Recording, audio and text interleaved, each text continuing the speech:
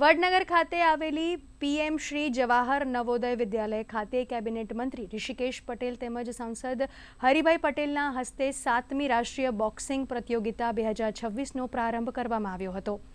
રાષ્ટ્રીય સ્તરની સ્પર્ધામાં નવોદય વિદ્યાલય સમિતિના દેશના 10 વિવિધ વિભાગોમાંથી પસંદગી પામેલા શ્રેષ્ઠ યુવા મુક્કેબાજો ભાગ લઈ રહ્યા છે। આ સ્પર્ધામાં ભાગ કુલ 506 ખેલાડીઓ મેદાનમાં છે। કેબિનેટ મંત્રી ઋષિકેશ પટેલે જણાવ્યું હતું કે વર્ષ 2014 પછી દેશમાં રમતગમતની ઇકોસિસ્ટમ વિકસિત થઈ છે। તેના દ્વારા આજે આખા દેશમાંથી સારામાં સારા ખેલાડીઓ બહાર આવી રહ્યા છે।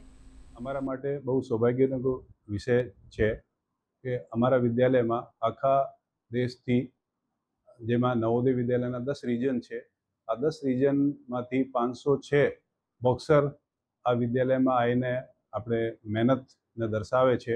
આપણે 10 રિજન છે, આ રિજનમાં વધારે ગોલ્ડ મેડલ જીતશે જે વિદ્યાર્થી, અને આપણે નેશનલ લેવલની બોક્સિંગ ચેમ્પિયનશિપ અનામત કરવામાં આવશે।